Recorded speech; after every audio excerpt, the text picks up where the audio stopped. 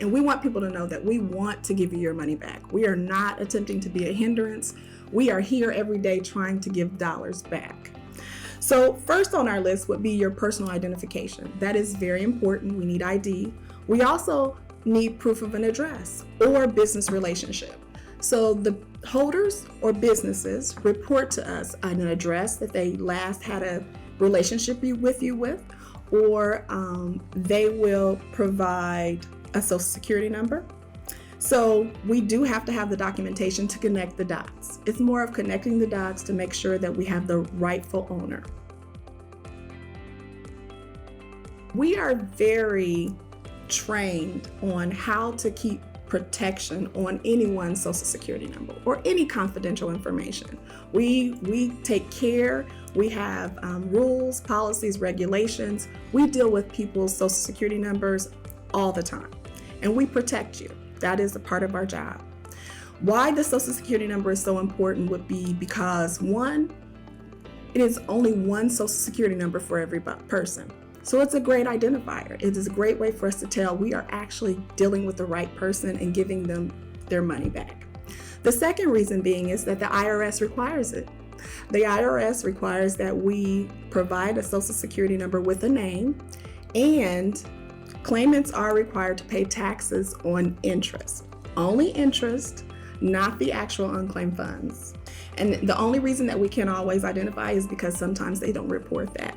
The businesses will report what they have on file. Sometimes they don't have the social security number, they only have the address, or they have a relationship, like some sort of other identifier, like a middle name or something like that. But we do not pay on name alone either.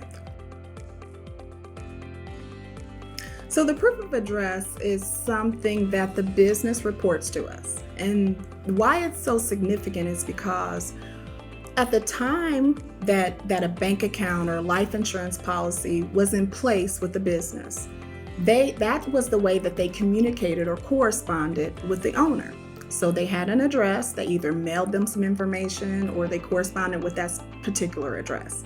So it is a great identifier for us. That is what the business tells us. They say, this is Jane's funds, and Jane used to live at this address. This is how we corresponded. So that is a way that we can tell Jane, we have this address. If you can identify that address, that will help us to know that you are the rightful owner. We do understand that some of those addresses can be really, really old. So we work diligently with our claimants. We want to give you this money back. So we try to find out what significant happened in your life back then. Did you have a baby? Did you buy a house? Did you do anything that you could maybe go to the DMV and get a transcript? Are there other identifiers somewhere? Did you get a hospital bill because you had a baby? Or if you just can't find it, how about possibly contacting one of the 3 major credit bureaus and finding out if you can get your credit report? They usually give you a list of an entire history of addresses. So we do our absolute best to try to help our claimants get that money back. And I hope that claimants will call us. We are here to answer your questions. We are here to help. That's why we come in here every day, to give you your money back. So if you have a question or a concern, or you wonder, will this work? Give us a call. We'll answer. We will work with them. We'll work with the holder. We'll get a hold. I call them holders. They are the businesses that report the funds to us. We may be able to reach out to them, talk through some things, and make a connection in another manner. So we want to work with our clients. There's a lot of avenues that we can probably take for in cases like that. So those are unique and one-off, but we want to work with you and make it happen. So we'll do whatever we can to help you get those funds back.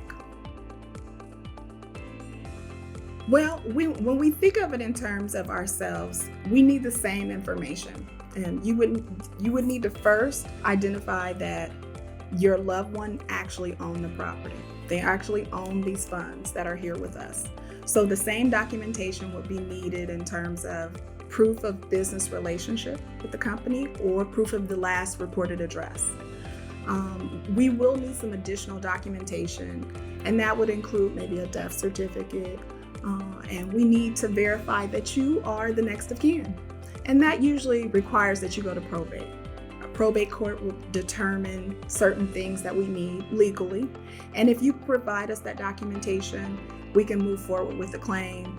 We definitely have more information on that on our website, but we will also walk you through that. Some of the terminology, some of the paperwork that you may need, we can answer some of those questions just to help guide you. By law, we have the first 4 family members. That would be your actual spouse, would be your next of kin right away.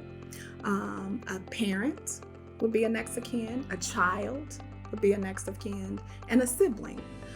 Not in that particular order, but that is the 4 major next of kin. Anybody beyond that may need to go to court to determine that they are the person that can represent that deceased loved one. I know that myself and all the examiners wish that the timeline was less. We want to get you the money back as quickly as possible. However, it is taking about 120 days to process the claim. Our examiners are working very hard. They take each claim, they're looking at the documentation, and they're communicating with claimants. We're either communicating via email or phone call or mail. That takes time. It just does. The majority of the claims that come in, there may be a few documents that are missing, so that we have to contact them, which requires more time, and we're doing each claim this way. So that is why there's a little more time involved in processing the claim, but it's simply to keep everything safe and to pay for the rightful owner. We're just doing our due diligence. If you are computer savvy, go on our website. We have a status update. So you can go online, you can see the status of your claim currently. And if you don't understand that or you don't know where to find that, give us a call. We will answer your calls. We will answer your questions. We will clarify anything that does not make sense. That's why we're here. We're excited to give this money back. Did I say that earlier? We really want to give this money back. So talk with us, communicate with us. If something is not clear, we'll clear it up and so we can get that money back to you. When you get that claim form and you get the instruction sheet, if there's any questions or you feel like you have everything you need, go ahead and give us a call and just say, I have this, this, and this. Is this sufficient? And a lot of times we can answer that question very quickly and we can get your claim processed and your money back to you in the mail within 14 business days from the time we process, from the time we gather everything. They will get that check in the mail, and if they can even check on that. They can say, has that check gone out? And we can give them that information so that they can be looking for that check in the mail. There's always money out there. You never know. You never know. Someone could have left you something that you didn't even know about. So please continue to check. There's always money there. We have billions of dollars that we're trying to give back. So your name is probably still in there somewhere. I just want people to know that we care about you. The state cares about you. We love to communicate. We have no problem with communicating. Please talk with us. Talk with us if you have questions, concerns, or issues. We are here to help, and we want to give you that money back.